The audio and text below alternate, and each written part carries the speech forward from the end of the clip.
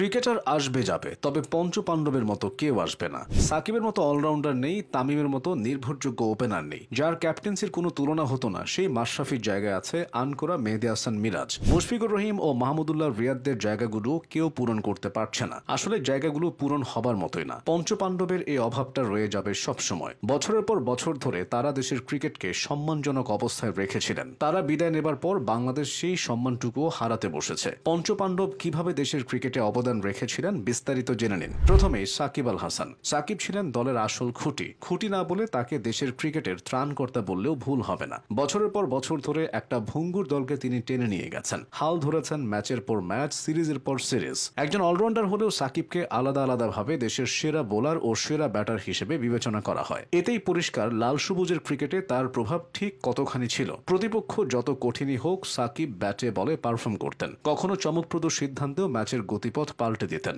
তার মতো ক্ষুরোধারক ক্রিকেট মস্তিষ্ক বাংলাদেশে নেই বললেই চলে। এমনি তো আর সাকিব বিশ্বসেরা অলরাউন্ডার হননি। আসা যাক তামিম ইকবাল প্রসঙ্গে। ক্যারিয়ারের পরন্ত বেলায় বিভিন্ন বিষয় নিয়ে বিতর্কে পড়লেও তামিম ছিলেন দলের ব্যাটিং স্তম্ভ।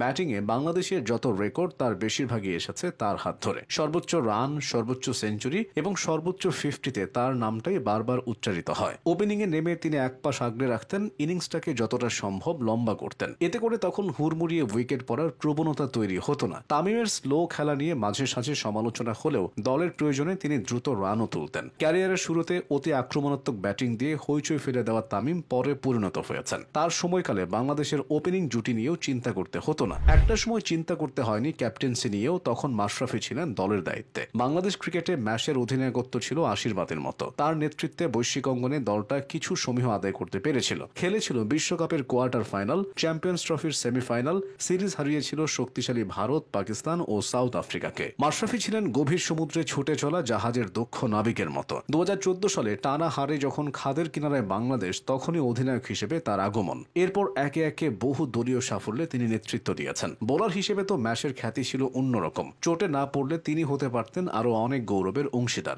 মুশফিকুর রহিমের কথাটা আলাদা করে বলতেই হবে। প্রতি দলেই এমন একজন ব্যাটসম্যান থাকেন যার উপর চোখ বুজে ভরসা করা যায়। কোনো অঘটন না ঘটলে তিনি অন্ধকার থেকে আলোর পথ দেখান দলকে। মুশফিকও তেমনই একজন। যে কোনো মুহূর্তে, যে কোনো পরিস্থিতিতে ভরসা করা যায় বলে তাকে বলা হয় মিস্টার ডিপেন্ডেবল। দলের উপর আসা সব ঝড় বুক চিতিয়ে সামলানোর দায়িত্ব থাকতো তার উপর। ধৈর্য, একাগ্রতা আর ফিটনেস মুশির মধ্যে সবই আছে। ক্রিকেটের প্রতি তার যে নিবেদন, সেটা বর্তমানে অনেক তরুণ ক্রিকেটারদের মধ্যেও দেখা যায় না। সবার শেষে আছেন ক্রাইসিসম্যান মাহমুদুল্লাহ রিয়াদ। ক্যারিয়ারের শুরু থেকে মাহমুদুল্লাহ নির্দিষ্ট কোনো ব্যাটিং পজিশনে থিতু হতে পারেননি। দলের প্রয়োজনে কখনো টপ অর্ডার, কখনো মিডল অর্ডার বা কখনো ফিনিশারের রোল প্লে করতে হয়েছে তাকে। কিন্তু